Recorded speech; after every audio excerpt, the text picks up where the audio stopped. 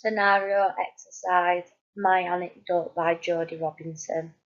Throughout the duration of this course, we have been exploring various theories, such as the behaviourist approach, constructivist approach, socio-cultural learning, and cultural response pedagogy. Throughout my PowerPoint presentation, I will be focusing on the behaviourist approach, constructivist, and social-cultural learning. I'll explore these in further detail. I will link them into my anecdote, and I'll finish off explaining the implications. My anecdote. In Year 10, I was doing GCSE drama and dance. I was taking part in the dance competition rock challenge, and I was also lifeguarding out of school for my part-time job.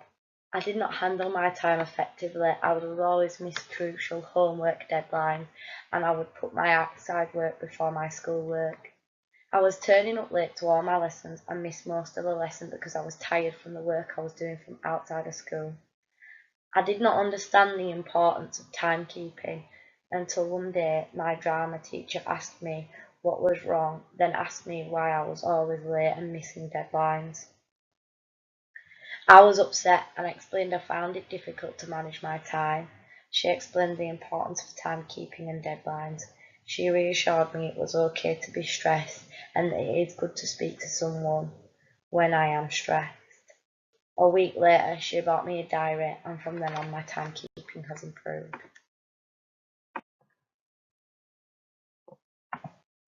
I feel the behaviourist approach has a huge impact on my anecdote. This theory could potentially link in with many things throughout learning experiences. Behaviourists believe that children are born as blank slates and learn everything after they are born, learning things throughout their life. This is also known as tabula rasa. Learning from association and reinforcement, also known as classical conditioning and operant conditioning, has significance in my anecdote, as my teacher wanted me to manage my time effectively, and by doing this she explains the repercussions of not doing so, and how this could have a negative effect on my school grades, and how it could potentially affect my life. This also links with positive reinforcement, as she spoke to me in a soft tone and gave me ways on how to improve and change the things that I was doing wrong. She also purchased me a diary and explained how she uses her own diary to manage her time effectively. This helped me as I was learning through association, much like Bandura in 1961, experiment on the Bobo doll. Behaviourist approach was developed from the work of Skinner and Thorndike. They stressed the importance of environmental factors and external stimuli conditions in problematic behaviour. My teacher also used environmental conditioning, as she waited until after the lesson, when all my other classmates had left, to speak to me in more of a quiet and relaxed environment. This made me feel a lot more comfortable and that I could speak to her without being embarrassed in front of different people. From the various theories we have touched on, I feel like the behaviourist approach has significance in my anecdote. Another aspect of this is the social learning theory. My teacher modelling keeping a diary as good timekeeping on herself. This made me look up to her as a role model, and would put this into practice in my own life, which would overcome my difficulties I was facing. The implications of the behaviourist approach is that it does not take into account all the ways in which each individual learns. This could have had a negative effect on my future learning and attending classes, because my teacher spoke to me in a soft tone and manner. I could have took this as it was not a punishment, and could have carried on being late to classes. Behaviorism does not consider that each person has different motivations, attitudes, and emotions toward learning. Therefore, what could have motivated me, being my teacher, having softly spoken with a quiet word with me, could not motivate others like it motivated me. The constructivism approach also has an impact on my anecdote, as my teacher wanted me to understand my mistakes and learn from this, acknowledging what I did wrong and what I could improve on. Constructivists suggest that people construct their own understanding and knowledge throughout experiencing things and reflecting on experiences.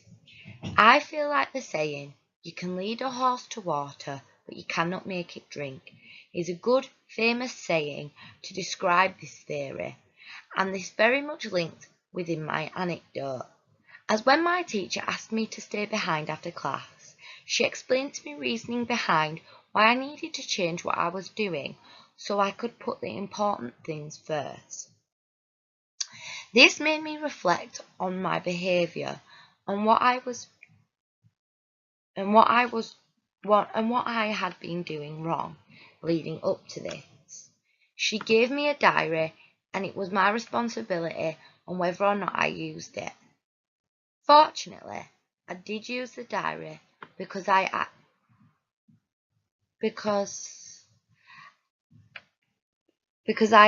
actively construct what she had told me to do, and I did not want to experience the same feelings again. The constructivist approach is giving an idea to someone, but it's how they perceive the idea and how they sculpt it to become a positive outcome. As my teacher gave me the diary, I sculpted this as a way of learning timekeeping, which she had taught me from having a soft word with me at the end of a lesson. According to Piaget, children are born with very basic mental structure, genetically inherited and evolved, on which all substances and knowledge is based.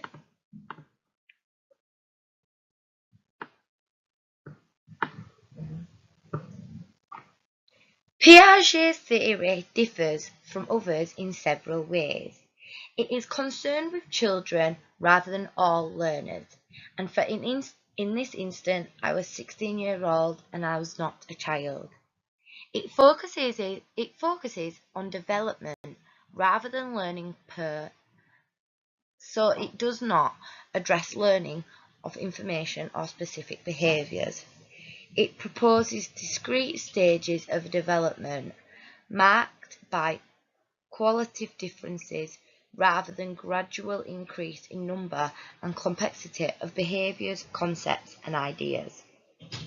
The goal of the theory is to explain the mechanisms and processes by which the infant and then the child develops into an individual who can reason and use hypotheses.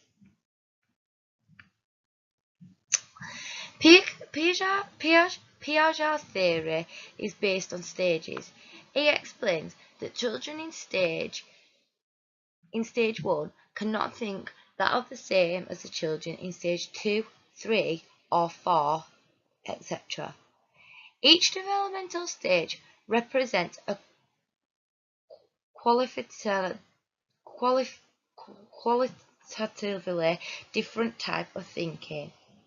Piaget believed that children cannot learn unless they are constantly interacting with their environment, making mistakes and then learning from them. In my anecdote, I explained that I was turning up late to all my lessons, which was resulting in me missing homework deadlines and so on. Once my teacher had noticed I was getting stressed and I was unhappy with what I was doing, she had a word with me and explained what was going wrong, and gave me a solution to help this. I then learnt from my mistakes, and this improved my mood. I was happy again, much like Piaget's theory.